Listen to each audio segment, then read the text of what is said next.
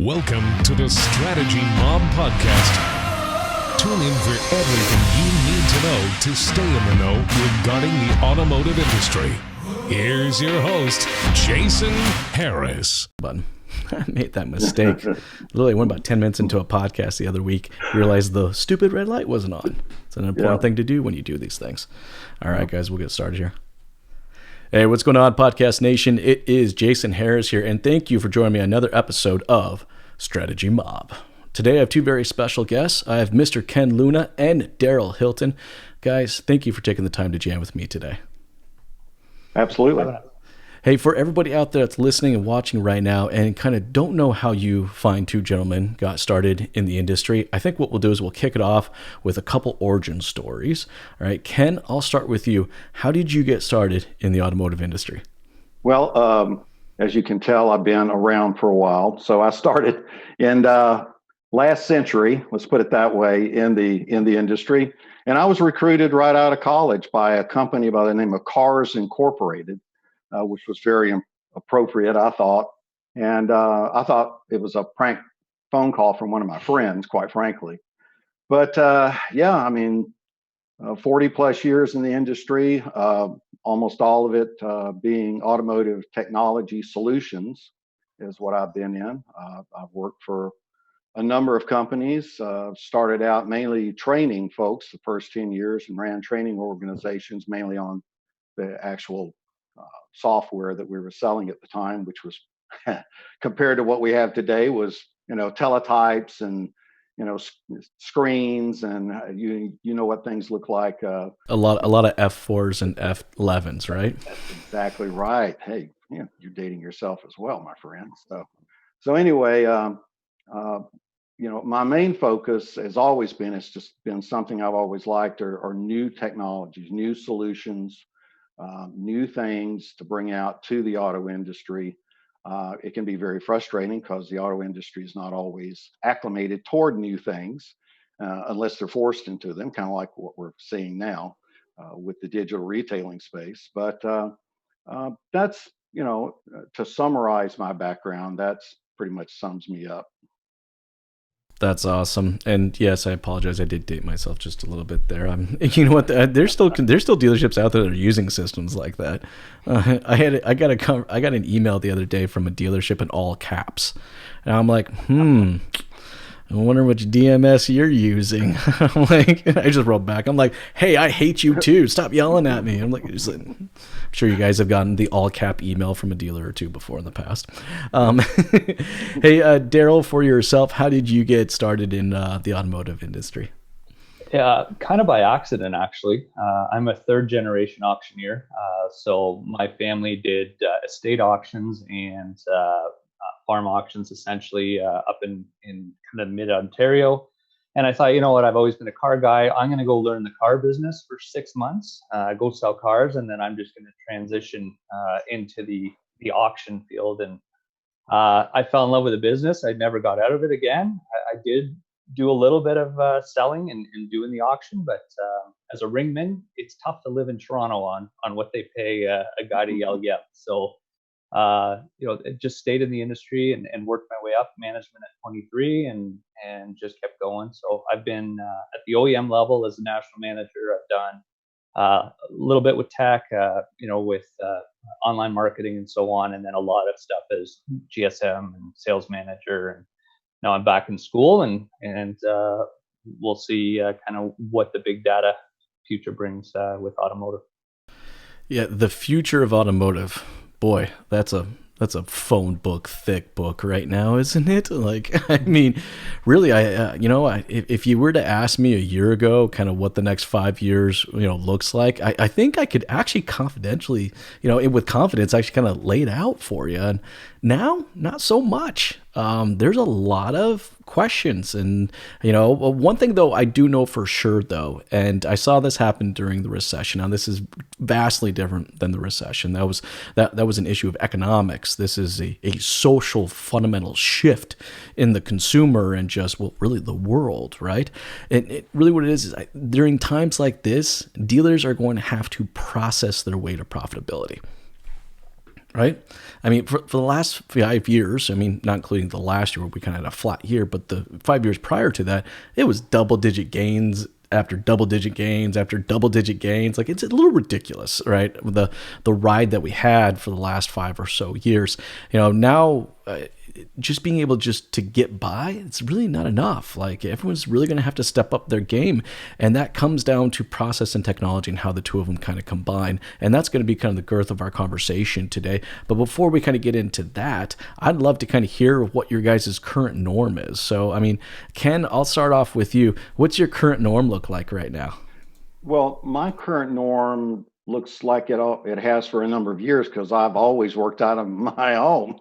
So it's sort of listening to everybody else, trying to adapt to it. That we're in the office environment, and I'm with a company by the name of Dealer E-Process. So, I live in Orlando, but our main office is right outside of Chicago. So all of our people had to move out of the office into their homes, acclimate to that. And I'm sure that was quite a transition for them, just like it has been everybody else in this industry. But I think what's happening now, and I don't know if we're going to do this, is that now that they've seen that people can be as productive, if not more productive, living out of their homes, I would not want to be invested in corporate real estate right now, because I think there's going to be quite a shift from that standpoint. But to answer your question, it's pretty much same old, same old. We really haven't slowed down that much.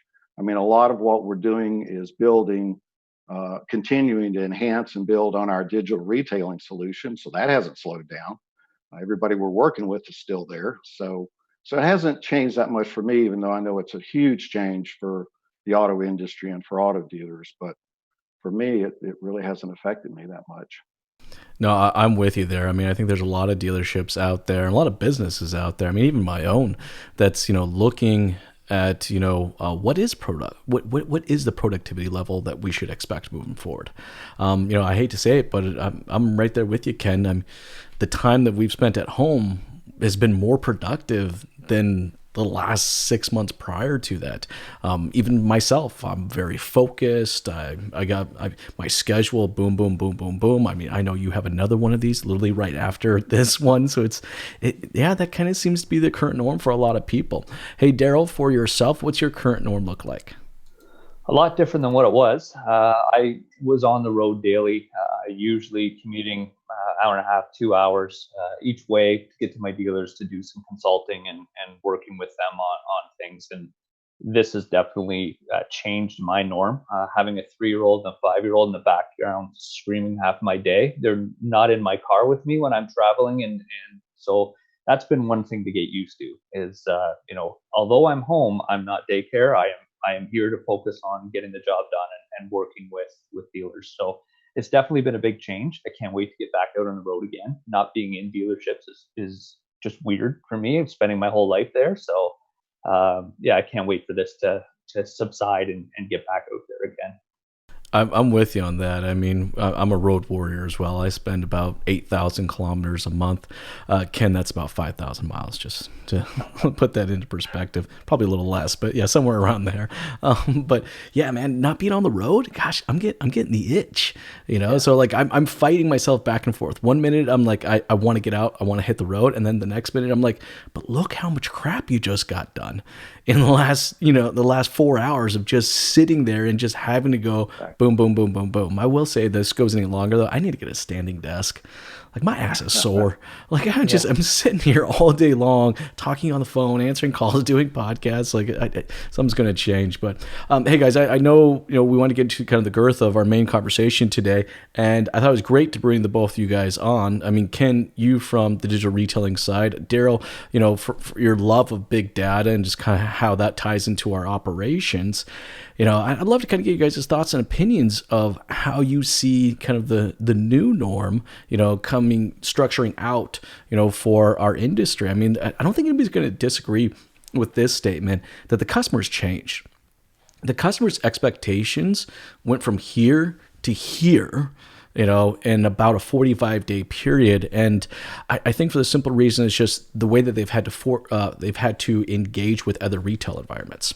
Right, the amount of streamlined and frictionless experience that many customers have had in the last 45 days, everything from Uber Eats to, ordering groceries, all of these very, very fast, very efficient, all right, processes. I think a lot of people are going to be looking at, the 3.5, 4 hours they have to spend at a car dealership and go, do I really need to do that?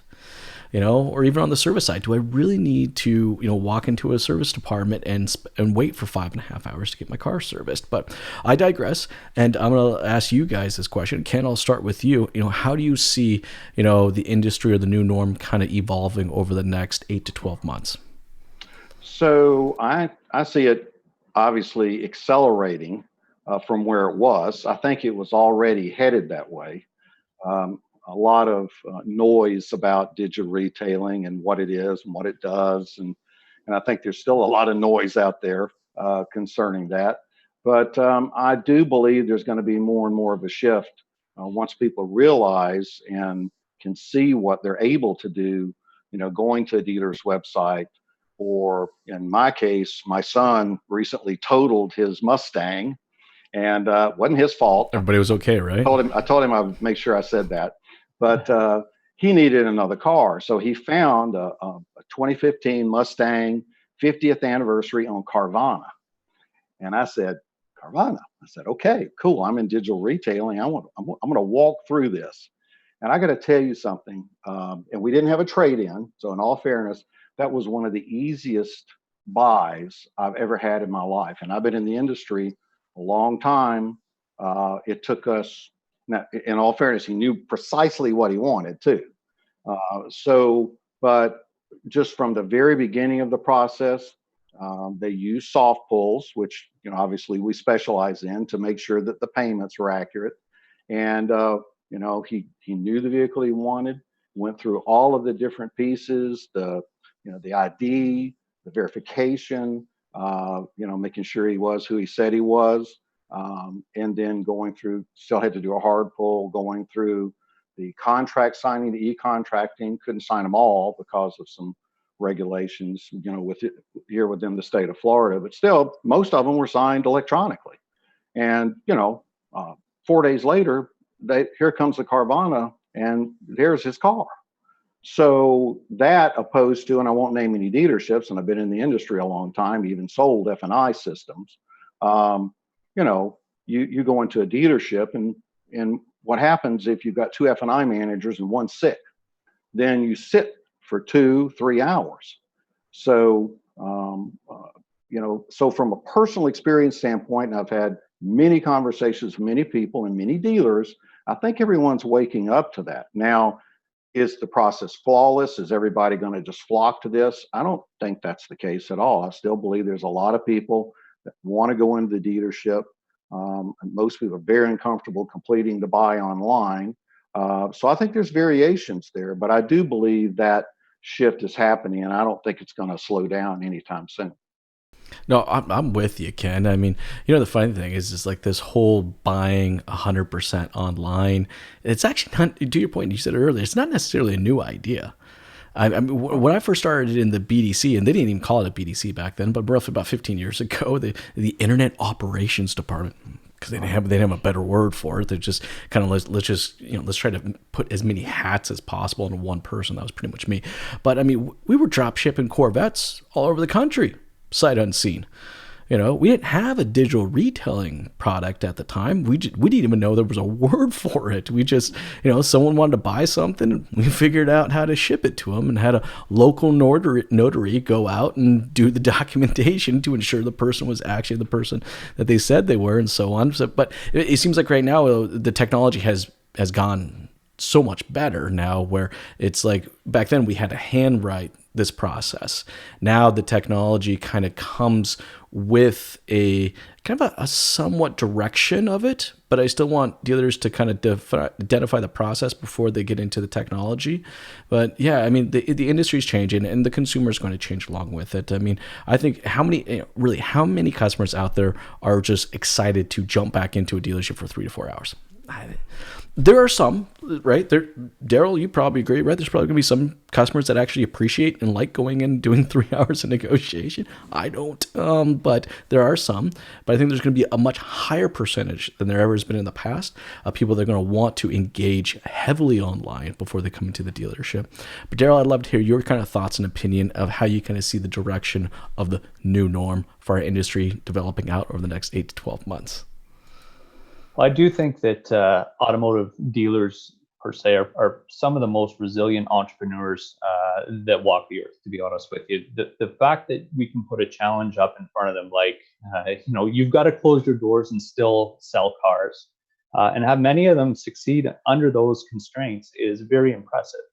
But I do find that dealers tend to be a path of least resistance in some cases. So until they're forced to actually embrace a new norm, which they have been in the recent weeks, I think it was a matter of, I'm not sure if we can pull this off. Well, now I think they've proven to themselves that not only can they pull it off with success, but they did it under the gun and still managed to come out the other side in a pretty successful manner. So with that experience, I think you'll see more dealers, hopefully the progressive dealers, start to open up to new technologies and say, okay, we weren't necessarily ready for this. People have been kind of talking to us about digital retail and hinting that this is the way of the future. And maybe we weren't prepared when this whole thing happened, and we could have been more prepared if we'd listened. I think you're going to see a lot of progressive dealers open to new technologies, open to new ideas, and open to seeing a paradigm shift to benefit their customers as well as themselves. No, I'm with you. Kind of like what I said earlier. We don't have to process our way to profitability. It's just the bottom line. I mean, I don't think anybody necessarily knows what consumer confidence is yet. Here in Ontario, where we are, Darryl, it's we just opened up our doors, right? So we can full sales, full service. There's a couple stipulations about how many people we can actually have in the dealership at one given time, but nothing. We've never had 200 people inside of a dealership at any given moment anyways. No. And Vic was nice enough to give us a very bureaucratic 28-page guideline. Yeah. I could do Ken, just so you know, we have a governing body up here for the automotive industry called OMVIC, and there's a lot of 4-letter words I can use to describe that that company, but that's a whole nother podcast. But Ken, what is it like in your state right now? Are you guys totally open, or are you guys still having to do it by appointment only? No, Florida, as far as automobile dealerships are concerned, we never really closed. I mean, there was some fuzziness at the beginning, and some of the dealers decided they wanted to pare it down on their own just for the safety of their own employees. But the government itself, car dealers were right out of the chute here in Florida. They were considered a necessity. So after a few weeks, people started realizing that. Now, I will say this: the traffic went to nothing because there was a stay-at-home order. So you can be open, but if there's a stay-at-home order, you're not going to have much traffic. So realistically, outside of people getting their cars worked on because they were just breaking down, there wasn't a lot of routine maintenance going on. Most of the selling that was done and most of the activity was done online. And of course, that varies from state to state here in the U.S. But Florida, we were one of the first ones to start turning it back around too. And we're still in what's known as phase 1 overall, but Floridians don't like staying inside. I mean, that's just not what we are. So, we've had a few little run-ins, even recently, of folks, congregating when they shouldn't be, not too smartly, quite frankly. But so here, it's been fairly open. Other parts of the U.S., not so much, as you've probably seen on the news. So I think it's going to vary from state to state and location to location as to how fast we're going to see the recovery. Now, I'd love to get you guys' kind of thoughts on how you think this changes the consumer. I've done a lot of conversations of how I think this is changing, the dealership. And, for me personally, I don't, for the dealership, you can't just sell a car one way anymore. It ain't gonna work. You can't sell or service a car one way anymore. Like you're gonna have to have a process for different types of customers that don't have the confidence to come into the dealership versus the ones that do, and every kind of variation in between there. But I want to talk a little bit more about how you think the customer has changed. And I'd love to kind of get your thoughts on that. And Darryl, I'll start with you on this. How do you see the customer changing, over the course of the next 12 months? As you mentioned, obviously they've had to force their behaviors to change. And I think, again, it gets back to the fact that the dealers accommodated the customer when they needed them most. And now that the client has seen that, I think their expectations, again, as you mentioned, have now skyrocketed. We've proven to them that we can sell a car the way you need to buy it, and we can adapt our processes away from the processes of the 50s in order to make that happen. So I think that the customer has every right to expect a different way of doing business from here forward. And it's all motivated by technology and the advances there. Well said. Ken, anything you'd like to add to that, as far as how you think the customers change or will change over the next 8 to 12 months? Well, I think, I can only speak for, the digital retailing piece of it and the engagement, if you will, online. But I think customers are a mixed bag right now because, quite frankly, as an industry, we're still not there from a digital retailing standpoint. And I'm saying that, and we have a digital retailing system, but most of the systems out there right now are what I call buy now systems. That means you go to a website and buy now, and that assumes they're going to the website to buy a car.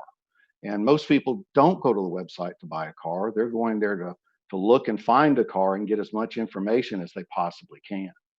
And we pride ourselves here at Dealery Process in building the front end piece first, but there's still a lot of pieces even we have to incorporate on the back end. But and so that going back to your question, what people are seeing online is still not what we're envisioning. What they're seeing is piecemeal. They're seeing some dealers having nothing. They're seeing some dealers having a piece of it, or they're saying, buy that car right now. And they're going, well, we're not ready to buy the car right now. So I think that from a maturity standpoint and where we are right now, I think the expectation is there by the populace because they keep hearing it and everyone's talking about it. And you even see it in the ads on TV, and you can come to our website and buy.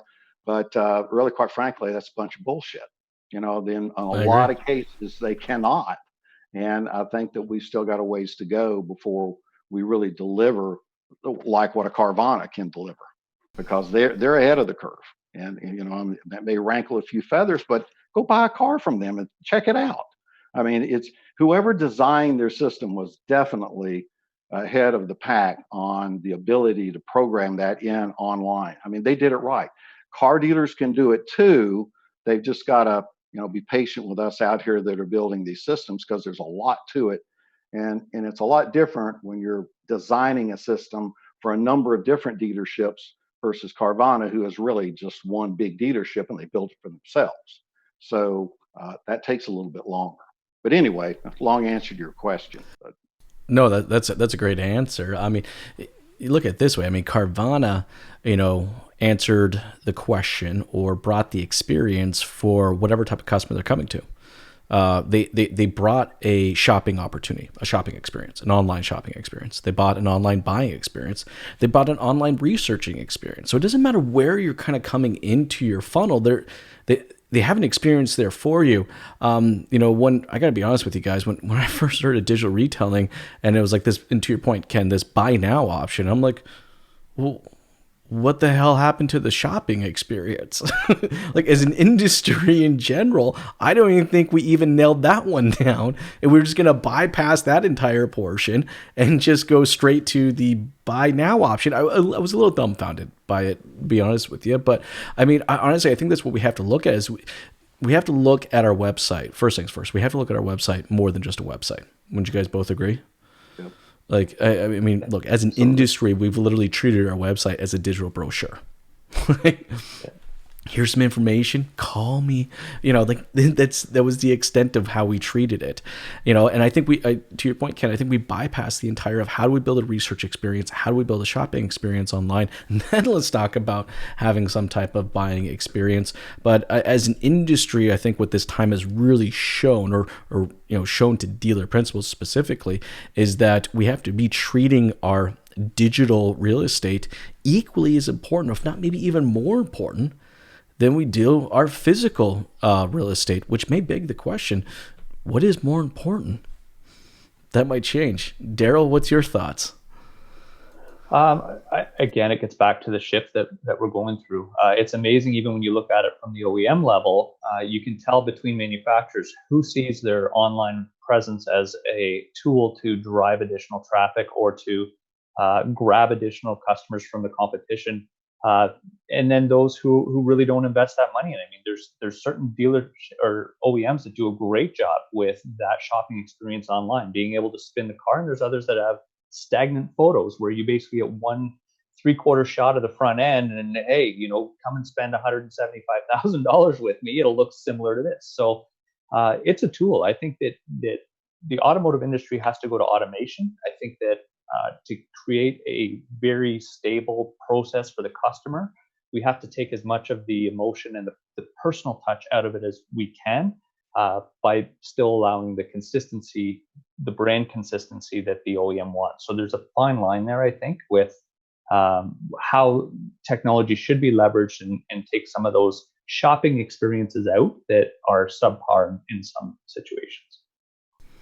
No, that's totally true. I mean, I think for anybody out there that's watching or listening right now, I mean, this is, we're pushing you. It's time to step up and take that digital real estate and make it a true priority. Ken, I'd like to get your thoughts on what dealerships can do to generate that shopping and that research experience, knowing that there's amazing technology out now that can support our buying portion of the process. So to support the buying portion of the process, you have to have proper engagement.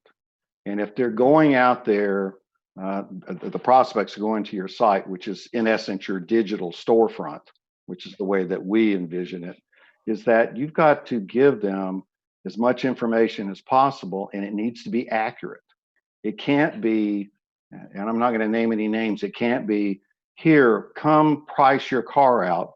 They don't even try to even find out what their credit standing is. They just assume they've got good credit.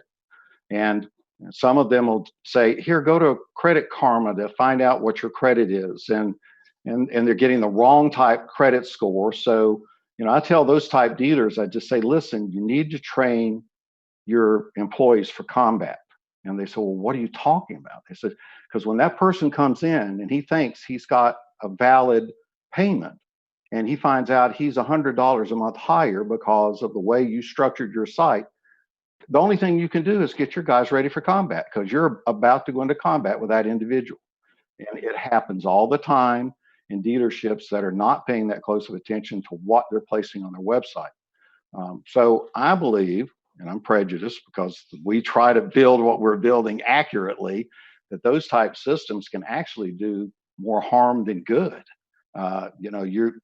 You're better off just saying, okay, here's what our cars cost, give us a call and we'll tell you, we'll work with you or whatever. But, and it's not easy. I'm not saying it's easy to do that or build something like that onto a website.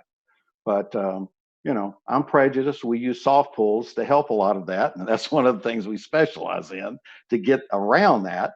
But I'd say most dealers are still not there. No, I agree with you. I mean, we're using this word digital retailing, and we're just kind of, it's like this all-encompassing, buzzword, and I'm getting a little mad at the usage of it because, retailing to me is full retail. So that means from when someone can enter into the top of their sales funnel and they're going to do their 45 to 60 days worth of research, and then they're going to get into the shopping part of their process. Then they're going to get that to me is digital retailing. That's encompassing the entire thing, but that's not how we're wording it right now. I've seen some digital retailing products, which I got to be honest with you guys, are nothing but glorified build and price functions. You know what I mean? And that's far from it. Darryl, I mean, I'm curious because Ken's alluding to something that's more common in the US than it is here in Canada. And that is a credit first approach to buying a car. And, I'm not originally from Canada. I'm originally from the States. I know a lot of people are surprised when I say that because I got such a Canadian accent. But no, I mean, I was surprised. When I first moved here to Canada about 10 years ago. I was very much so surprised to find out that the credit application was something that was reserved for after the negotiations. Hell, it didn't even happen after a test drive. It happened after you negotiated a payment, then you pulled the credit. Darryl, what are your thoughts as far as, a credit first approach versus kind of a credit last approach for dealerships? I think the credit first approach is definitely the way that we need to go, especially coming on the outside of this pandemic. There's going to be a lot of people who were impacted financially as a result of what happened in the market, and really, really good people who were just on the unfortunate side of, unfortunately they had to close their shop, or people Absolutely. who had great credit for a long term. And now have a little bit of a bruise. And it all depends on how businesses and companies report this downtime. Is there going to be a bit of a grace period per se, between March and June of this year for people who have maybe missed a payment or two, or is that going to have an impact? What is Equifax? What is TransUnion going to do? And how is this going to be reported? And how is this going to impact lenders? Is there the human side of that? So to Ken's point, I think that's a very valid point. In fact, my previous job was in a business where we did everything online. We delivered about 150 cars across Ontario every month, and it was all credit app online first. We find the car for you based on your credit, and it's not just people with bruise credit who take advantage of that. There's people that don't know where their credit is. They're afraid to go into a dealership and be laughed out. And salespeople don't necessarily do a good job of hiding their emotions after they spent 2 hours, 3 hours selling a car, usually at full pop, if they've got bad credit. And then to find out when they go in the box that the credit is not good, right? And so it just creates an overall embarrassment, bad experience, and frustration on the salesperson part. We need to lead with credit app now. We need to let people feel comfortable, apply online as long as we have the security protocols in place so that their personal information is secure. But I think there's no doubt that that's where the future needs to be. And there's a benefit to the dealerships. You know how much data and information you can get if more people are applying that way? It's a win-win. Exactly. I'm 100% with you. I mean, there's just so much more customer service, but also opportunity to screw up too. So taking a soft pull, which I'm a huge proponent of doing soft pulls, just for me is a customer service. It helps me prepare what I need to prepare so the customer gets the right information, and I'm not just taking some wild ass guess as far as what this customer can or cannot actually do. But I think what's probably put a bad taste in people's mouths is that there have been dealerships that have taken advantage of this and don't use that information in the proper way. But for Ken, for a lot of dealerships that are listening to this podcast here in Canada, and they're not too familiar on what it means to actually be able to pull a soft pull online. Can you kind of walk me through, kind of how your company does that and what a dealership can do with a soft pull credit? Sure. So I'll try not to dive in too deep. So, and just one thing, Canada's getting there. So we are in discussions with both TransUnion and Equifax up in Canada. Experience not even in Canada, but those are the two main bureaus that we're in discussions with. And it's different, and it's going to take a while, and it's not going to be as rich as what we have here in the U.S., but it's coming. Versus nothing, which it has been up until now. So here in the U.S., basically the way it's used, and it's not just in digital retailing. We have hundreds of dealers that use it just for the experience of get pre-approved, and that's it. So if you see that on a website, well, it can be misleading because that can lead to wherever the dealer wants to lead it to. A lot of times it leads to a hard pull. But if they're using it properly, get pre-approved leads to the soft pull process. And really, from a soft pull standpoint, we use what's known as a pre-screen. There's two types. There's a pre-qualify, there's a pre-screen. Pre-qualify will give the dealer a full return, just like a hard pull. The problem with it is technically the law says you have to get a signature to do that. And the way the bureaus have kind of gotten around that is they ask about 1,000 questions, what they call out of wallet questions, to get somebody to that point. And we found that when you ask all those questions and everything else, people go, screw this, I'm not doing this. So we went to the pre-screen. The pre-screen is very simple. We don't ask any questions. All we need is the name and the address and the email address of the individual, and that's it. Now, what the law states is the FCRA, the Federal Consumer Reporting Act, specifically, what it says is, okay, you can do that, but if you do that and they pass, then you've got to give them an offer of credit. So what we built into our system is a firm offer of credit that is built by credit tier within the bureau, and then we initiate an offer for the dealership, depending whatever the dealership sets up. That offer goes out. It's actually a marketing piece, and Capital One is the top one at this. I get a letter from them every week saying I've been pre-approved. Now they do mass batch pre-approvals, and they're abiding by the law, sending out, saying you've been pre-approved. In our case, we show pre-approved up to a certain amount, as low as a certain APR, and that goes out from the dealership. We even integrate it with the inventory to show them what their offers can be based upon new, used, or CPO. So it's that sophisticated, but it's not that costly.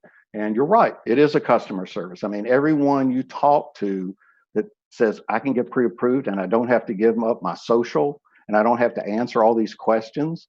And then the answer is yes. So, and the dealers that use it, quite frankly, do extremely well with it. And it's not really new anymore. I'd say, it's in the thousands here, but I would say the bulk of dealers still don't have anything like that on their website. Well, and look, at the end of the day, it's supporting the shopping process. When I shopped, I wanted to, okay, fine, that's what it says I can buy it at, but I mean, is that the actual interest rate that I'm going to be approved for? Right. And I don't know why, approvals or credit are such a taboo conversation, because I have found, being an F&I manager myself, the customer has no problem talking about it. But as an industry, we just automatically assume that the customer doesn't want to have the conversation, for whatever particular reason. I have no idea why. But I think it's going to be things like that that's going to lead us to that processing our way to profitability. And a lot of those processes start online. Look, the day before, the days before, when we treated, internet customers as second-class citizens. I mean, right? Like, we never, those internet leads. I don't know what. That's gone. I mean, I think dealerships have to accept the fact that there is no such thing as an internet lead everywhere. Everybody is a bloody internet lead now, right? Everybody started their journey online, all right? But we have to be there to support that journey. We have to create that online process. And I think that's a good question I'm going to ask for both of you guys, is for dealerships out listening, watching to this, and they're shaking their heads and they're agreeing with us, going, yeah, guys, I'm with you. This sounds like a good idea. What does a proper online process look like? And I think once they've identified the process, they can go backwards towards the technology and get the technology that's going to support the process. But I'd love to get both of you guys' thoughts and opinions of what you think a proper online process is. Darryl, I'll start with you. Well, obviously, the lead itself it needs to be handled as if they walked into your front living room, essentially, and welcomed and so on, and provide them with the information they're looking for in the quickest possible process. And the key is transparency. Provide all the information. I think the consumer is looking at the very beginning of the process. They're looking for the dealer that provides them with the most tools that they can make an educated decision on upfront, easy to find.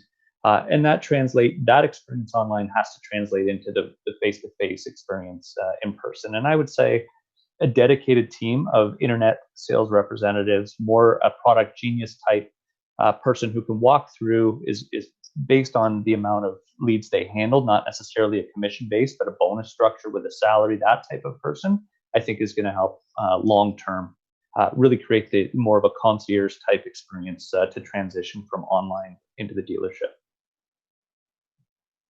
That is actually a really good point. I mean, who wants to get sold? Nobody wants to get sold anything, right? We want to be able to create a relationship and have a bloody conversation before we go any farther.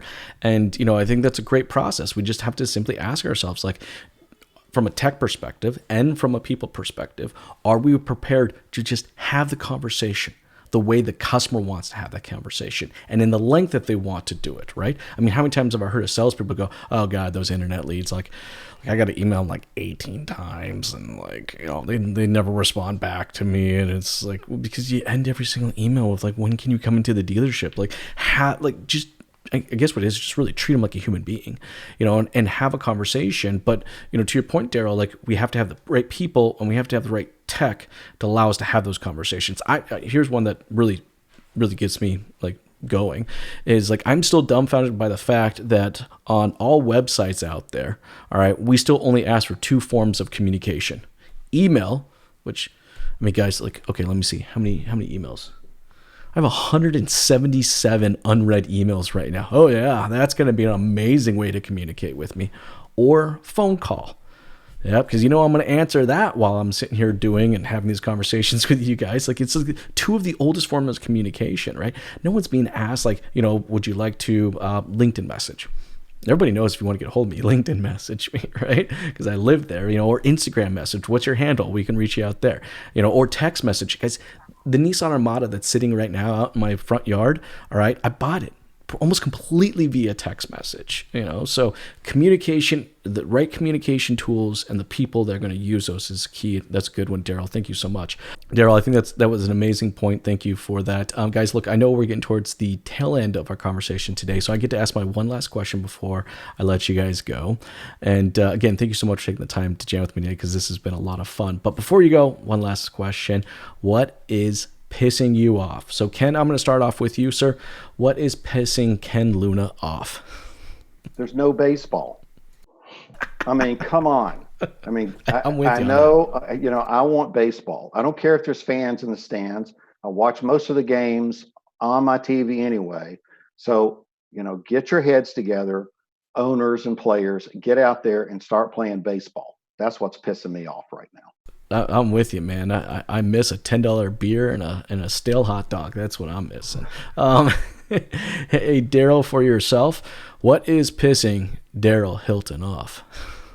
Well, I'd like to go down the hockey path, but it just with the weather, it doesn't seem like a hockey conversation. But one thing that is pissing me off per se, and I'm going to go back to automotive. I know this is kind of open forum, but I think we need to start planning our business long term, and I don't see a lot of dealers planning long term for the future. And I think that what's pissing me off is the transaction by transaction mentality of many dealers. When you look at getting a bank reserved over having the optics on your customer base, if more dealers had optics on their customer base during this recent pandemic, you could do a transition targeting your own customers, understanding where they are finance-wise, and keeping them in-house. But too often we're chasing that $500 reserve bump and losing optics on our customers. And we need to get our head around the fact that, $500 today could cost you $3,000, $4,000, $5,000, $6,000 over the lifetime of that customer. If they write off their car,